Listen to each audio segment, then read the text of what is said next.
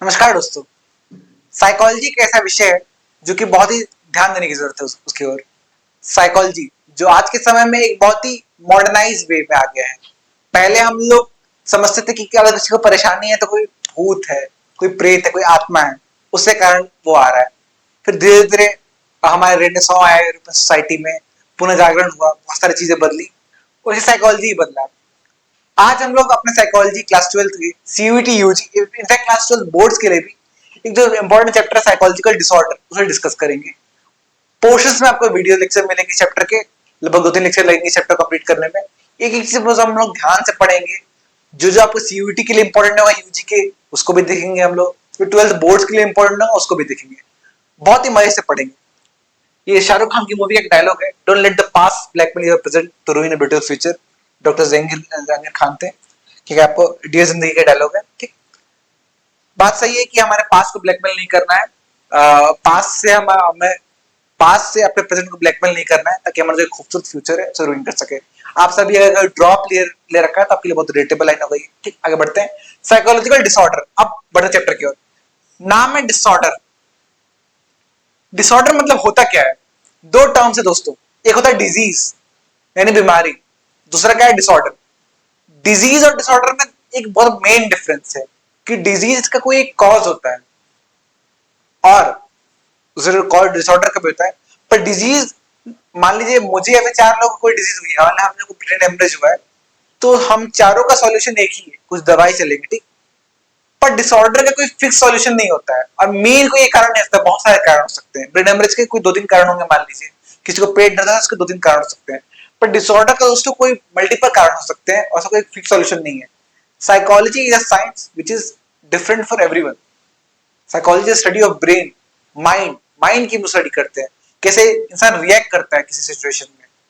तो हर इंसान अलग तरीके से रिएक्ट करता है, इंडिविजुअल डिफरेंस। हर इंसान अलग अलग है, हर इंसान हर सिचुएशन में डिफरेंट रिएक्ट करेगा। स्टार्ट करते हैं हम लोग। ठीक, बात करते हैं एबनॉर्मेलिटी की। ठीक, कि अगर बात करें कि जो भी एबनॉर्मल है, एबनॉर्मेलिटी क्या होता है दोस्तों, इस शब्द पे ध्यान देने की जरूरत है। एबनॉर्मल इज डिफरेंट, डिफरेंट या फिर अपोजिट ऑफ नॉर्मल। नॉर्मल क्या है दोस्तों? जो इंसान नॉर्म्स को फॉलो करे, नॉर्म्स को। ठीक, नॉर्म्स क्या होता है? Unsaid rules of the society. अनकहे जो रूल होते हैं, जो किसी ने बताया नहीं है। जैसे मैं पढ़ाने आया हूं तो माइक लगाया हूं, ये पकड़ा हुआ हूं, मैं अगर यहाँ कूदने लगूं तो ये तो रूल से खिलाफ हो ना। मैं कूदने लगूं, सो जाऊं क्लास के दौरान, ये तो एबनॉर्मल बिहेवियर हो गया। तो वही, जो भी नॉर्मल बिहेवियर रखे अपने को, जो भी नॉर्म्स को फॉलो क्या करे, वो नॉर्मल होता है। जिसका अपोजिट हो वो क्या होगा? एबनॉर्मल होगा। तो साइकोलॉजी में 4 डीज कहेंगे एबनॉर्मल साइकोलॉजी में। ठीक, जो भी एबनॉर्मल होता है उसके 4 निशानी होते हैं। ठीक, कौन कौन से होते हैं दोस्तों? ध्यान देने की जरूरत है इधर। ठीक, पहला कहता है डेवियंस। डेवियंस मतलब कहते हैं दूरी। आइए देखते हैं इसको ध्यान से। Deviance, the behaviour is different, extreme, unusual और बिजार। जो भी उसका क्या कहते हैं बिहेवियर होगा, वो बहुत ही अलग किस्म का होगा। नॉर्मल बिहेवियर से बहुत, डेवियंस मतलब कहते हैं दूरी होती है। तो नॉर्मल बिहेवियर से बहुत दूरी होगी, बहुत ही बिजार होगा, बहुत ही अलग तरह का बिहेव करेगा, कूदने लगेगा, मारने लगेगा किसी को, बहुत ही एक्सट्रीम होगा। छोटी छोटी बातों पर अगर मुझसे कोई पानी मांगेगा तो मैं चिल्लाने लगूं उस पर, तो क्या? It's an extreme behaviour. कोई, मैं बोला किसी को 10 बजे पहुंचना है, अगर वो 10:05 बजे पहुंच गया तो मैं उसको 4-5 थप्पड़ मार दूं। This is an extreme behaviour. तो क्या होगा? डेवियंस होता है। दूसरा क्या है? डिस्ट्रेस। जो भी पर्सन बहुत एबनॉर्मल होता है, उससे क्या होता है? डिस्ट्रेस होता है। मतलब किसी भी चीज को बहुत ही अनप्लेजेंट, बहुत ही अपसेटिंग टाइप का इंसान होगा, बहुत डिप्रेस टाइप का इंसान होगा, बहुत उसको पैनिक, हमेशा वो बहुत ही कंफ्यूज टाइप रहेगा, उसको समझ नहीं है क्या करेगा, बहुत जल्दी वो घबरा जाएगा। सेंस ऑफ अनप्लीजेंटनेस जो कहते हैं, मतलब बहुत अनइजीनेस होगा उस इंसान में। आगे बढ़ते क्या है? डिसफंक्शन। दोस्तों जिस भी शब्द का डीवाईएस, डिस लग जाए या माल लग जाए, एमएल, तो वो चीज वो इंसान नहीं कर सकता है। माल एडेप्शन, माल न्यूट्रिशन। डिसफंक्शन मतलब उसकी फंक्शनलिटी में जो पर्सन, जो इंसान की बेसिक फंक्शन वो भी बिगड़ जाएगी। जैसे अगर आपको एग्जांपल दो तो विराट कोहली का, आपने सुना होगा आफ्टर कोविड वो थोड़े मेंटली स्टेबल नहीं थे, बहुत ही मतलब मेंटली, मतलब वो बहुत गुड कंडीशन में नहीं थे। ठीक, उनके बहुत सारे स्टेटमेंट्स भी आए, तो उनकी बैटिंग में बहुत अफेक्ट पड़ा कि नहीं पड़ा? नॉर्मल से अगर मैं ही बात करूँ, अगर मुझे अगर मेंटल कंडीशन ठीक ना हो, मेरे घर पे किसी की डेथ हो जाए, तो मेरा क्या होगा? मैं थोड़ा परेशान हो जाऊंगा, थोड़ा एबनॉर्मल बिहेव करूंगा, मुझे मन नहीं करेगा, मैं डिसफंक्शनल हो जाऊंगा। ठीक, आगे बढ़ते हैं। पहला क्या है, डेंजर। डेंजर मतलब खतरा। जो भी इंसान कहता है एबनॉर्मल होता है उसका बिहेवियर कहता है बहुत डेंजरस हो जाता है, खुद के लिए भी और दूसरों के लिए भी। खुद के लिए तो डेंजर है, सुसाइड कर सकता है, पर किसी और का मर्डर भी कर सकता है। आगे बढ़ते हैं। Abnormal it means away from the normal. Basically आपको पता है कि अवे फ्रॉम नॉर्मल, नॉर्मल से दूर रहेगा। दूसरा क्या है, it implies deviation from the some clearly defined norm standards. ठीक, जो भी क्लियर नॉर्म्स होंगे उनसे क्या दूर होगा, उसके स्टैंडर्ड से ये दूर रहेगा। आगे बढ़ते हैं। दो अप्रोचेस हुए हैं एबनॉर्मलिटी को पकड़ने के लिए। एक क्या हुआ है, एक डेविएशन फ्रॉम सोशल नॉर्म्स, जिससे मैंने बताया। पहला क्या, डेविएशन ऑफ सोशल नॉर्म्स, जो भी सोशल नॉर्म्स को उससे दूरी बना के रखेगा। ठीक, दूसरा क्या है, मेल एडप्टिव बिहेवियर। ठीक, जो इंसान एबनॉर्मल होता है वो मेल एडेप्शन बिहेवियर करता है। Maladaptive behaviour, maladaptive क्या होता है दोस्तों, किसी भी सिचुएशन में एडेप्ट ना कर पाना, बेसिक परफॉर्मेंस ना कर पाना, अपने डेवलपमेंट को रोक देना, क्या होता है, मेल एडेप्टिव बिहेवियर होता है। आगे बढ़ते हैं हम लोग। मेल एडेप्शन में बहुत ध्यान देने की जरूरत है कि बहुत ज्यादा हैम्पर हो जाती है आपकी ग्रोथ। ठीक, अगर मान लीजिए कि मैं एक इंसान हूं जो कि एबनॉर्मल, तो मैं रूम में अकेले ठीक हूँ, बहुत इंट्रोवर्टिक टाइप में पर्सनालिटी, बहुत ज्यादा एक्सट्रीम में एबनॉर्मल हूँ। जैसे ही 4-5 लोग को देखूंगा मुझे पैनिक अटैक आता है, मैं क्राउड से ना झेल पाऊँ, मैं 10 लोगों को ना झेल पाऊँ। जब भी थोड़ा भी शोर मुझे दिक्कत होने लगी, what it shows the maladaption of a person. आगे बढ़ते हैं दोस्तों। एक बात बहुत ध्यान देने की जरूरत है कि कोई भी इंसान अगर क्या कहते हैं इमोशनली, जब या फिर एक बात बोले कि किसी को भी अगर अगर कोई भी मेंटल डिसऑर्डर हुआ है, या फिर आप ध्यान दीजिए कि कोई इंसान एबनॉर्मल है, उसके मेन दो कारण होते हैं। एक कारण होता है कि उसकी इमोशनल नीड्स फुलफिल नहीं हो पा रहे हैं, इमोशनल नीड्स फुलफिल नहीं हो पा रहे हैं। ठीक, दूसरा क्या है, इमोशनल नीड्स ना फुलफिल ना हो पाना, और एक और बहुत बड़ा कारण हो सकता है कि उसके लाइफ में कोई गोल ना। ये बेसिक मैं मान के चलता हूँ, ये दो कारण हुए होंगे। तो अगर आपको किसी एब्नॉर्मल या फिर किसी डिप्रेशन या फिर किसी भी मेंटल डिसऑर्डर से बचना है, तो कोशिश करिए कि किसी एक ऐसे इंसान से दोस्ती रखिए, पेरेंट्स से करीब रहिए। अगर पेरेंट्स अच्छे नहीं है तो दोस्ती रखिए, लॉयल इंसान से दोस्ती रखिए, आप खुद भी लॉयल रहिए। ठीक, जो आपको अनकंडीशनल लव दे। जिसकी भी जिंदगी में अनकंडीशनल अनकंडीशनल लव रहा है, वो उसके चांसेस कम होते, सुसाइडल टेंडेंसी बहुत कम हो जाती है। अनकंडीशनल लव माना जाता है, आज तक जितने भी रिसर्च हुआ साइकोलॉजी के हिसाब से, एक बहुत फेमस किताब भी है, द आर्ट ऑफ लविंग। उनके राइटर का नाम नहीं याद आ रहा, मैंने पढ़ा था। उसमें उसका सारी यही है कि अनकंडीशनल लव एक ही इंसान हमें कर सकता है। अकॉर्डिंग टू रिसर्च बात हो रही है, जो कि बहुत हाई डेंसिटी होती है, तो मदर मदर की तरफ से अनकंडीशनल लव माना गया है। पर मैं इसको फिक्स नहीं मानता हूँ। ठीक, मैंने कहा है हर इंसान का डिफरेंट है, तो अनकंडीशनल लव आपको और भी लोग कर सकते हैं। ठीक, दूसरा क्या है, goal. So you should one should have a goal, एक आपका फिक्स गोल भी होना चाहिए कि मुझे इसकी तरफ काम करना है। गोल अचीव हो जाए तो दोबारा काम करना है, और कोई भी गोल अनअचीवेबल मत बनाइएगा। जैसे आप ह्यूमैनिटीज बैकग्राउंड क्या सोच लीजिए, आईआईटी जेई क्रैक करने का, तो गोल कभी पूरा नहीं होने वाला है। रियलिस्टिक गोल रखिएगा। ठीक, और शॉर्ट टर्म गोल्स बनाइए, डेली के गोल्स बनाइए कि ऐसे प्रिपरेशन अप्लाई करिए, साइकोलॉजी का अपना प्रिपरेशन अप्लाई करिए कि शॉर्ट टर्म गोल्स रखूंगा। आज हिस्ट्री का कुछ क्वेश्चन कर लिया, मैथ्स के 10 क्वेश्चन करूंगा, 15 क्वेश्चन करूंगा, रीजनिंग के 15 क्वेश्चन करूंगा, एक एक घंटे का रूटीन बना लीजिए। गोल कंप्लीट हुआ, सेंस ऑफ अचीवमेंट होगा, खुशी होगी, अच्छे हार्मोन्स रहेंगे शरीर में। आगे बढ़ते हैं। हम देखेंगे कैसे साइकोलॉजी इवॉल्व हुई। तो सबसे पहले क्या आता है, हिस्टोरिकल बैकग्राउंड। तो वेस्टर्न सिविलाइजेशन के अकॉर्डिंग सबसे पहले क्या आता है, सुपरनेचुरल अप्रोच। सुपरनेचुरल अप्रोच में क्या आता है कि दानव, भूत, प्रेत, इनकी वजह से क्या कहते हैं, ये एबनॉर्मल बिहेवियर को कर रहा है, कोई प्रेत आत्मा आ गई है। ठीक, दूसरा क्या है, बायोलॉजिकल और ऑर्गेनिक अप्रोच। बायोलॉजिकल और ऑर्गेनिक अप्रोच दोस्तों क्या कहता है, बायोलॉजिकल अप्रोच ये कहता है कि शरीर में कोई बायोलॉजिकली दिक्कत हुई, जिससे हम लोग नहीं कहते अपने दोस्तों में, भाई तू बचपन में गिर विर गया था क्या, ऐसी बातें क्यों कर रहा है, भाई तू थोड़ा सा पागल है क्या, तो ये चोट लग गई क्या कहीं पे। तो मैं ये माना जाता है कि कोई भी इंसान अगर एबनॉर्मल बिहेव कर रहा है तो उसमें उसकी बायोलॉजी हैम्पर हुई है। ठीक, तीसरा क्या है, साइकोलॉजिकल अप्रोच। ये मेन है, साइकोलॉजिकल अप्रोच बाद में आया था, आफ्टर रेनेसां आया था। साइकोलॉजिकल अप्रोच में क्या हुआ था कि अब माना गया कि इंसान की साइकी में दिक्कत है, तभी उसी कारण ही वो गलत डिसीजन ले पा रहा है, फिर एबनॉर्मल है। फिर एंशिएंट वेस्टर्न वर्ल्ड में क्या हुआ, एंशिएंट वेस्टर्न वर्ल्ड के हिसाब से पहले क्या क्या, ऑर्गेनिज्मिक अप्रोच। ऑर्गेनिज्मिक अप्रोच में मेनली चार थे, एक हिप्पोक्रेट, सोक्रेट, प्लेटो और गैलन। हिप्पोक्रेट, सोक्रेट और प्लेटो अलग थे, गैलन की एक अलग थ्योरी थी। इनका मानना था कि 4 ह्यूमर होते हैं बॉडी में, उसके डिसबैलेंस के कारण ही होता है। ये मैं आगे डिस्कस करूंगा। ठीक, फिर मिडिल एजेस में क्या हुआ, रेनेसां पीरियड आया, फिर age of reason and enlightenment आया, रेनेसां के बाद फिर इंटरैक्शनल या फिर बायो साइको सोशल अप्रोच आया जो कि प्रेजेंट है। बायो साइको सोशल अप्रोच बहुत इंपॉर्टेंट, इसको जानने के लिए बायो साइको सोशल अप्रोच क्या होता है हम लोग देखते हैं। बायो साइको सोशल अप्रोच ये करंट अप्रोच है हमारा साइकोलॉजी को समझने का, ठीक। करंट अप्रोच हमारा यही है, ठीक। इसमें यह माना गया कि किसी भी इंसान को एबनॉर्मल बिहेवियर के कारण बायोलॉजी भी हो सकती है, साइको भी हो सकती है, और सोशल सोशल क्या है, उसका जो भी इन्वायरमेंट है।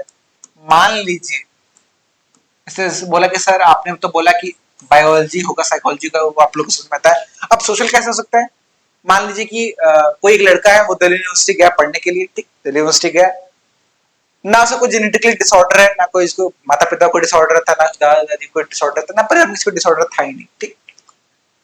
और ना ही उसे क्या कहते हैं साइकोलॉजिकली कोई दिक्कत थी, ना ही इसका ब्रेकअप हुआ है फिलहाल का, ना ही उसे क्या कहते हैं कोई ऐसा कुछ हुआ है, ठीक, वो बहुत ही सही है। पर वो गया, उसका कोई दोस्त नहीं बन पाया, कोई अच्छा इन्वायरमेंट नहीं मिला उसको। मेनली जो भी साइकोलॉजिकल डिसऑर्डर होते हैं उससे बहुत बड़ा कारण होता है traumatic childhood. Traumatic traumatic childhood traumatic childhood एक बहुत बड़ा कारण होता है अगर किसी को साइकोलॉजिकली दिक्कत है तो, ठीक।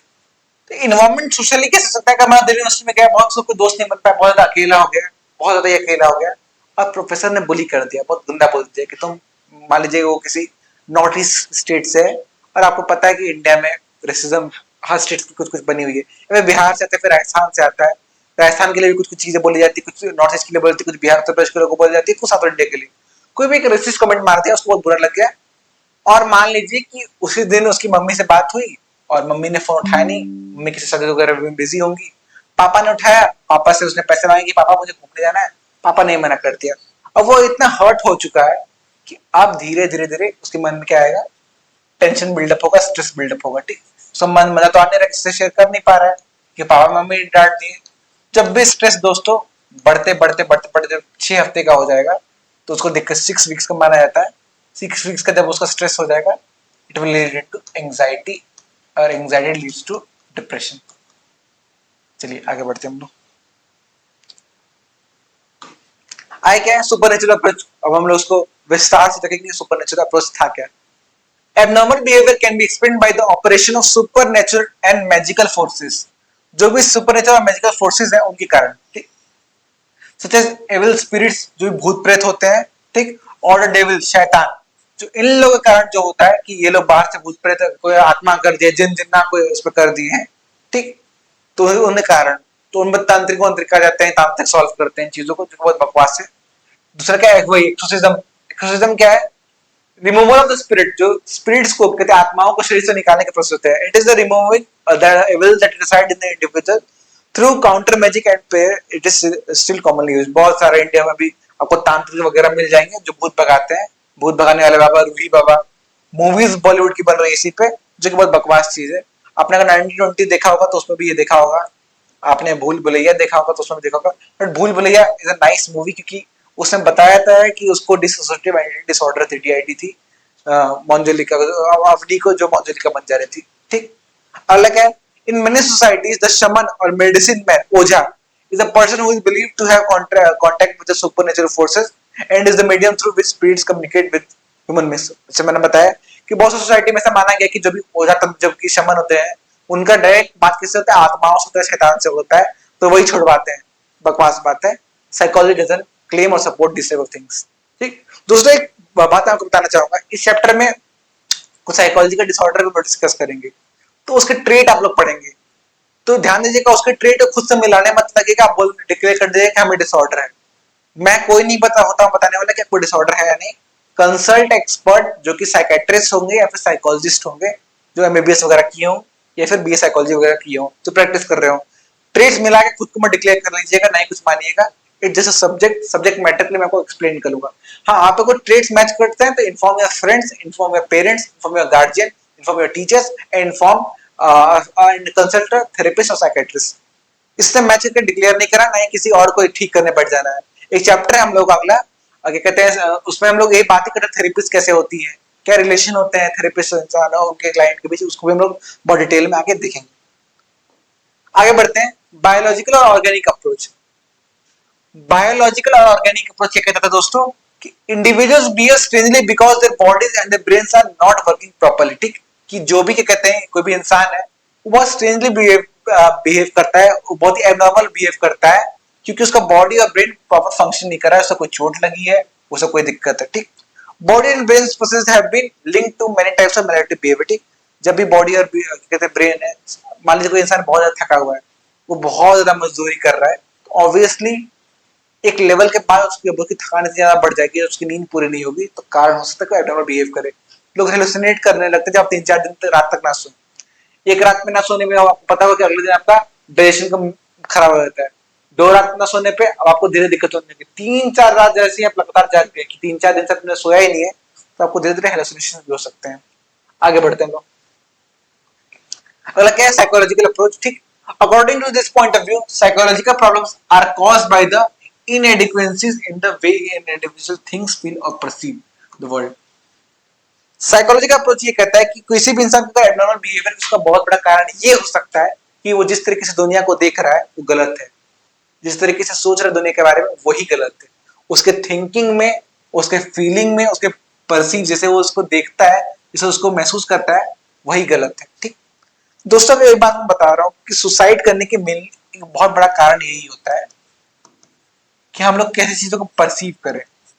किसी का अगर बिलीफ ही तोड़ दे, आप मान लीजिए कि कोई इंसान है जो बचपन से ये मानते आ रहा है, किसी इंसान को बहुत ज्यादा मान रहा है। ठीक, कोई अगर मान लीजिए कोई लड़का है, ठीक, वो अपने पिता को बहुत ज्यादा मानता है।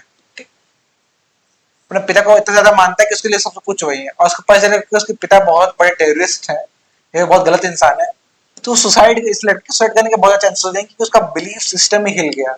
वो जिस तरीके से परसीव कर रहा था वही बहुत गलत परसीव कर लिया। सुसाइड का एक बहुत बड़ा कारण होता है यही। आगे बढ़ते हैं। अगला क्या है, ऑर्गेनिज्मिक अप्रोच। ऑर्गेनिज्मिक अप्रोच क्या होता है, एंशिएंट वर्ल्ड हिस्ट्री में, ठीक, 4 मेनली फिलोसफर हुए हैं जो कि 3 मेनली थे, हिपोक्रेट्स, सोक्रेट और क्या कहते हैं प्लेटो। इन्होंने मिलकर दिया था कि जो भी क्या कहते हैं, they viewed the disturbed behavior as arising out of the conflict between the emotion and reason। Emotion और रीजन के बीच में अगर कोई भी एक चीज की टकराव होगी तो होगा, तो क्या कहते हैं एब्नॉर्मल बिहेवियर अराइज होगा। दोस्तों, इमोशनल और रैशनल, कोई भी डिसीजन लेने के लिए आप दो तरीके से आप लोग डिसीजन ले सकते हैं, एक इमोशनलिटी पे, दूसरा रैशनलिटी पे। कोई भी डिसीजन बहुत इमोशनल होकर ले ली, जैसे मान लीजिए कि मैं कोई बात समझा रहा हूँ, हाँ, मेरा मान लीजिए कोई दोस्त है, बोलता है भाई यार चलते हैं पार्क वगैरह घूम के आते हैं। ठीक, एक इमोशनल डिसीजन क्या होगा, चलो मैं चल लेता हूँ। रैशनल डिसीजन क्या होगा, बहुत ज्यादा कोई रैशनल है कि नहीं मैं नहीं जाऊंगा, मैं आया हूँ दिल्ली, बनारस, इलाहाबाद यूपीएससी की तैयारी करने के लिए, मुझे एग्जाम क्लियर करना, भाई मैं अफोर्ड नहीं कर सकता। ठीक, तो 2 अप्रोच है, पर आपको सामंजस्य, कोई भी डिसीजन लेने में 50% इमोशनल भी रही, 50% रैशनल भी रही कि हाँ भाई चल सकता हूँ, पर हर बात आप जैसे वो बोलते हैं कि चल भाई शराब पीते हैं, तो उसके लिए आपको मना कर रहा हूँ, ये मेरे सिद्धांत तत्व से खिलाफ है, ये रैशनल डिसीजन नहीं है। तो इनका कहना था ये कि जब भी आप इमोशनल रीजन के पीछे फंसेंगे तभी क्या होगा, आपको एब्नॉर्मल बिहेवियर आपके अराइज होगी। दूसरा क्या था, गैलन का कहना था कि हमारे बॉडी में 4 ह्यूमर यानी कि 4 क्या कहते हैं, आप क्या कहते हैं एलिमेंट्स होते हैं। According to him the material world was made up of 4 elements. ठीक, earth, air, fire and water, जो कि 4 इंपॉर्टेंट हमारे बॉडी में, जो 4 चीजें मिलकर हमारे बॉडी में 4 आपको लिक्विड बनाती है। क्या है, फ्लूइड्स, वो होती है blood, black bile, yellow bile and phlegm. उनको तो जब भी किसी के कहते हैं each of the fluid were seem to be responsible for a different temperament. ठीक, हर फ्लूइड का अपना एक रोल होता है, अलग टेम्परामेंट है। कैसे, इससे हमारे क्या कहते हैं, ये हमारे क्या कहते हैं मेडिकल साइंसेज में भी इंडियन ओरिजिन के जो है, जो आयुर्वेद में बोला गया, वात पित्त कफ, जब भी इनमें डिसबैलेंस होती है, फिर वात किसी का बड़ा हो तो अलग बिहेव करता है, किसी का पित्त अलग हो तो अलग बिहेव करता है, उसकी बात ये है। ठीक, imbalance among the humans were believed to be cause of the various disorder। जब भी imbalance होगा इन चारों ह्यूमर्स में, क्या है, फ्लेगम में, येलो बाइल में, ब्लैक बाइल में और ब्लड में, तो ये होगा। ठीक, अगला क्या है, इस मैंने बताया था कि इंडियन ओशन का जो भी क्या कहते हैं, जो आयुर्वेद है उसमें क्या कहते हैं, वात पित्त कफ जो है उनमें बैलेंस डिसबैलेंस हो तो भी एब्नॉर्मल बिहेवियर ओरिजिन हो सकता है। ठीक, मिडिल एज में क्या हुआ, demonology and superstition gained renewed importance in the explanation of abnormal behavior।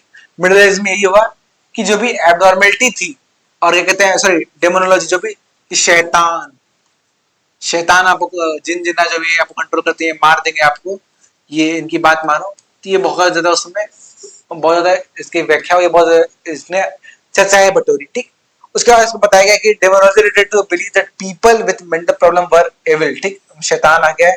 And there are numerous instances of witch hunts during this period, मतलब कि उनको ये आते थे भूत बाबा के पकड़ते थे, जो कि बकवास होता था। आगे बढ़ते हैं हम लोग। During the early middle ages the Christian spirit of charity prevailed and saint Augustine wrote excessively about feelings, mental anguish and conflict। उन्होंने बताया कि mental feelings भी हो सकती है, उनके कारण भी हो सकता है। ठीक, this laid the groundwork for the modern psychodynamic theories of abnormal behavior। Normal psychodynamic behaviour होती है उनके बारे में। फिर आता है रेनेसां पीरियड। रेनेसां को क्या कहते हैं? पुनर्जागरण। पुनर्जागरण पीरियड है यूरोपियन सोसाइटी में। क्या बदला? The Renaissance period was marked by the increased humanism and curiosity about behavior। Humanism ये बहुत इंपॉर्टेंट है, इसके एमसीक्यू भी आपको आता है बोर्ड्स में भी, और क्या कहते हैं सीयूईटी में भी। ठीक, इसे कहते हैं कि रेनेसां पीरियड से हुआ था ह्यूमनिज्म का। ह्यूमनिज्म में बिलीव क्या होती है? ह्यूमनिज्म में एक ऐसी बिलीफ सिस्टम होती है दोस्तों जिसमें ह्यूमंस अपने फीलिंग्स को ज्यादा तवज्जो देते हैं, ज्यादा भाव देते हैं, रेदर देन किसी एक क्या कहते हैं अलग कोई एंटिटी है, कोई एक अलग क्या कहते हैं डिवाइन फोर्स है जो उन्हें कंट्रोल करता है। मानते हैं उनका कोई निरादरण नहीं है, मैं अपने पहले इमोशन, अपने रैशनल इमोशंस को ध्यान दूंगा कि मैं खुश हूं या नहीं। आगे बढ़ते हैं। According to the John where psychological conflict and disturb interpersonal relationship are causes of psychological disorder. Psychological conflict and disturb interpersonal relation, जो भी इंटरपर्सनल रिलेशन होते हैं आपस में वो खराब हो, उसके कारण होता है। He also insisted that the witches were mentally disturbed and required medical theological treatment। जो witches भी होते थे उन्हें mentally disturbed लोग होते थे जिन्हें एक medical requirement होती थी कि वो उसे ठीक हो जाए वो। आगे बढ़ते हैं। Age of Reason and Enlightenment renaissance का ही है। This was the 17th and 18th century in the Europe, in Europe ही मान लीजिए। The scientific method replaced faith and dogma as way of understanding about behavior। scientific method से हम लोग देखने लगे हर चीजों को।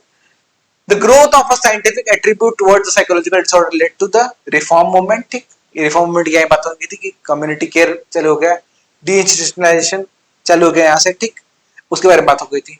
आगे बढ़ते हैं हम लोग। आगे क्या हमारा इंटरेक्शनल बायोसाइकोसोशल अप्रोच, मैंने आपको बताया था। In recent years there has been a convergence of this approaches which have resulted in a interactional, और इसको इंटरेक्शनल अप्रोच भी कहते हैं और बायोसाइकोसोशल अप्रोच कहते हैं। क्या कहते हैं? Biological, social and psychological. आपको एक्सप्लेन कर रखा है। For this perspective all three factors, that is biological, psychological and social, play important roles in influencing the expression and outcome of the psychological disorder। psychological disorder में इंसान की biology, biology ने physiology, social environment, जो किस environment से है, क्या उसकी बैकग्राउंड है, क्या किस माहौल में रह रहा है, और तीसरा साइकोलॉजी की उसको वे ऑफ थिंकिंग, क्या उसका साइकी, वो भी डिपेंड करता है। ये इंटरेक्शनल या फिर ये कहते हैं साइकोसोशल अप्रोच। ठीक, क्लासिफिकेशन ऑफ साइकोलॉजिकल डिसऑर्डर्स है। ये हम लोग क्या कहते हैं DSM-5 के अकॉर्डिंग हम लोग पढ़ते हैं। ये पेज बहुत इंपॉर्टेंट आपके लिए नहीं है ये, और ICD-10 के अकॉर्डिंग हम लोग पढ़ते हैं। बिहेवियर और मेंटल हेल्थ हम लोग इसे पढ़ते हैं। पहले DSM-4 को करता, अब 5th एडिशन आ गया, उसी अकॉर्डिंग हम लोग पढ़ने लगे हैं। DSM का फुल फॉर्म क्या होता है दोस्तों? Diagnostic and statistic manual of mental disorder. इसी के अकॉर्डिंग हम लोग डिसऑर्डर पढ़ते हैं। ये अमेरिकन साइकियाट्रिक एसोसिएशन APA निकालती है। ठीक, और ये क्या कहते हैं जो ICD-10 है, जो क्या कहते हैं आपको इंटरनेशनल क्लासिफिकेशन ऑफ डिजीज है, वो WHO पब्लिश करती है। ये दोनों लाइन बहुत इंपॉर्टेंट है आपका CUT के लिए। एक तो published by the American psychiatric association APA निकालती है। ठीक, और दूसरा क्या है? ये prepared by the world health organisation. इस पेज में ये इंपॉर्टेंट और कुछ इंपॉर्टेंट आपके लिए नहीं है। आगे बढ़ते हैं हम लोग। आगे कुछ फैक्टर्स हैं वो हम लोग क्या कहते हैं नेक्स्ट क्लास में, अगले क्लास में देखेंगे। ठीक दोस्तों, साइकोलॉजी एक बहुत ही इंपॉर्टेंट सब्जेक्ट है। इसको बार बार रिवीजन की जरूरत होगी, रिवाइज करते रहिएगा, नोट्स बनाते रहिएगा। जब हम अगले क्लास में मिलेंगे तो इस लेक्चर को कंटिन्यू करेंगे। धन्यवाद। जय हिंद, जय भारत। मेरा नाम है असादुद्दीन।